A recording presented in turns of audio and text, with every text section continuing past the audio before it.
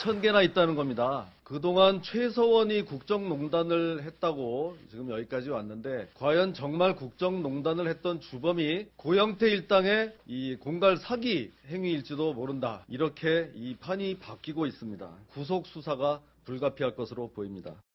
최순실, 박근혜 국정농단을 고영태가 주도한 사기극이며 박 대통령과 최순실은 피해자라는 허무맹랑한 주장으로 프레임 전환을 시도하고 있습니다. 탄핵 심판을 지연시키려는 어떠한 꼼수도 통하지 않을 것입니다. 고영태 씨 스스로 얘기했습니다. 난 의인도 아니다. 그러나 쓰레기도 아니다. 과연 어떻게 된 일인지 지난주부터 공개된 새로운 녹음 파일 때문에 그런 것 같은데요.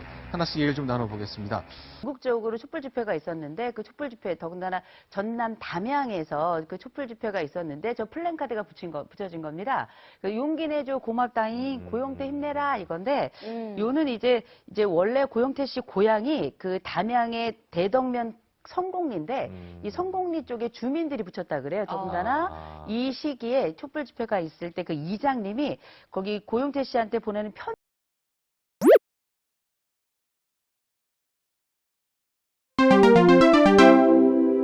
네, 이런 가운데 오늘 법원에선 이른바 고영태 녹음 파일을 두고 검찰과 최순실 씨 측 간의 공방이 벌어졌습니다. 해당 녹음 파일엔 고영태 씨와 측근들이 최순실 게이트를 어떻게 끌고 가려 했는지 등이 고스란히 담겨 있는 것으로 확인됐습니다. 먼저 박철영 기자입니다. 고영태 씨의 언론 제보가 본격화된 것은 지난해 6월 전후. 당시 고 씨의 생각은 측근인 김 씨와의 대화에서 일부 드러납니다. 내가 제 딸로 부사무총장 그걸로 안에 들어가야 될 것 같아. 그래서 사무총장 자리에다가 딴 사람 앉혀놓고 거기 다 우리가 장악하는 거지. 최순실 씨와 관계를 끝낼 것에 대비했다는 얘기도 나옵니다. 이상한 제자를 심어놓고 나중에 나하고 수사하고 관계가 끝나더라도 끝날 때가 됐어. 체육재단 잡아놨지. 여기 재단 잡아놨지. 대화에는 언론에 대한 제보 방향도 담겼습니다. 그렇게 해서 차관정한테 뒤집어 씌우면 된다고 봐요. 폭로 내용을 왜곡하려 한 정황도 포착됩니다. 최대한 피해자로 만들면 된다고 저는 그런 거거든요. 까는 게 아니라 누구한테 까임을 당한 거죠. 그런 식으로 시나리오를 만들면 된다고 저는 보니까요. 고 씨 측근들 간의 대화에서는 첫 언론 보도 직전 이들이 관련 증거를 인멸한 정황도 담겼습니다. 월요일부터 기사가 이제 계속 나올 거야. 이렇게 알고 네 계정하고 어쨌든 그 메일 다 주고받고 뭐하고 너도 연관됐다고 생각되는 거 있지. 그거는 너도 다 없애.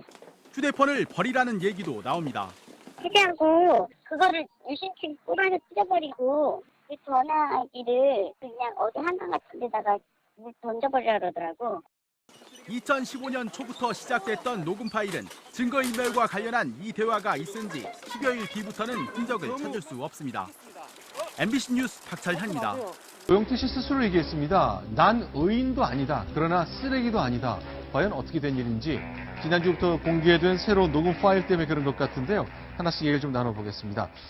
자, 양재 변호사 다시 한번 여쭤보겠습니다. 녹음 파일이라는 거, 고영태 씨 녹음된 거 2,000개가 발견됐다 그 얘기인 거죠? 네, 그렇죠. 원래 이게 녹음을 누가 한 거냐면 김수현이라고 전 고원기획, 고영태 씨와 최소원이었죠. 네. 이 이름을 따서 만든 걸로 된 회사의 대표였던 사람이 네. 휴대전화에 녹음된 건데 이게 거의 자동으로 녹음된 어플리케이션을 설치를 해놨다고 합니다. 네. 그러다 보니까 2,000개가 넘는 녹음 파일이 만들어져 있었고 그중에 몇몇 녹음 파일들에 마치 고영태 씨가 이 K스포츠 재단에 들어가서 본인이 그 이익을 다 가져가려고 했었던 그런 부분들의 녹음이 발견이 되면서 이게 문제가 되고 있는데 고영태 씨는 해명을 하기를 이게 거의 이제 어떻게 보면 검찰에서는 이미 수사 결과 별 문제가 없다는 식으로 끝난 일이고 당시에 K스포츠 사무총장이 회사에 배임을 하는 그런 상황이었기 때문에 그 사무총장을 쫓아내고 우리가 들어가자는 식으로 농담 반 진담 반 말을 한 걸로 그렇게 기억한다라고 했는데 어쨌든 검찰에서 수사를 했던 사안은 아닙니다.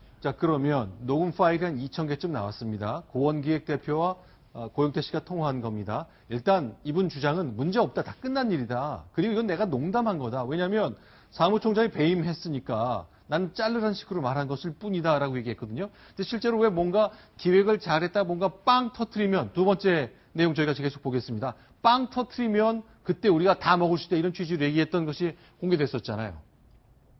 예, 그렇습니다. 그런 부분도 나왔고 지금 화면에 나온 것처럼 틀을 짜서 빵 터서 날아가면 그러면 이제 최순실 씨가 만들어 놓은 회사, 그러니까 블루케이라고 하는 것에 대해서는 이렇게 얘기를 한 거죠. 최순실 씨가 블루케이를 만들어서 비자금들을 다 K스포츠로부터 받으려고 했는데 그거를 우리가 가져갈 수 있다라는 취지의 녹음이 나온 겁니다. 근데 이걸 들어보면 굉장히 문제가 있는 것으로 보이죠. 근데 이런 겁니다. 설령 저게 고영태 씨가 해명한 것처럼 농담이 아니라고 할지라도 네. 왜 검찰에 수사를 안 했냐면 네. 이건 만약에 저렇게 되는 것은 사실 사기를 계획을 했다는 거 아니겠습니까? 네. 근데 사기죄 같은 경우에는 예비나 업무 가지고 처벌을 하지 않습니다. 그러니까 네. 뭔가 구체적인 행동에 옮겨서 최소한 실행에 착수했다고 할 정도가 돼야만이 수사를 해서 처벌을 할 수 있는 상황이기 때문에 고영태 씨가 농담으로 한 거든 아니면 진담을 한 것이라 할지라도 저 단계에서 그쳤다라면 아직까지는 범법행위라고 보기 어려운 상황이었던 겁니다. 네. 네, 양지열 변호사 말씀처럼 고영태 씨가 자신의 그 입장을 밝혔는데요. 이 저 녹음 파일과 관련해서 사석에서 흔히 하는 농담처럼 네. 나라가 썩었다, 다 바뀌어야 된다. 그래서 너는 국무총리를 하고 나는 문체부 장관을 할게. 이런 식으로 그 사석에서 나눈 얘기지, 뭐 진지하게 정말 그 빵 터져서 날아가면 다 우리 걸로 삼으려고 한 게 아니다. 그러니까 자신의 그 녹취 파일 내용을 이렇게 부정하는 얘기를 최근에 밝혔습니다. 근데 이제 이 문제를 놓고 이제 친박 의원들 그리고 민주당은 또 경론을 시작했죠. 아니 왜 이런 사람들이 시작한 이 자체만으로 뭔가 심각한 문제가 있는 사람이기 때문에 이 사람들이 문제 제기한 것 그 자체가 나쁜 의도가 있다. 많은 것이 왜곡됐을 것이다라고 얘기하고 있습니다. 들어보겠습니다. 이런 녹음 파일이 2,000개나 있다는 겁니다. 그동안 최서원이 국정농단을 했다고 지금 여기까지 왔는데 과연 정말 국정농단을 했던 주범이 고영태 일당의 이 공갈 사기 행위일지도 모른다. 이렇게 이 판이 바뀌고 있습니다. 구속 수사가 불가피할 것으로 보입니다. 최순실, 박근혜 국정농단을 고영태가 주도한 사기극이며 박 대통령과 최순실은 피해자라는 허무맹랑한 주장으로 프레임 전환을 시도하고 있습니다. 탄핵 심판을 지연시키려는 어떠한 꼼수도 통하지 않을 것입니다.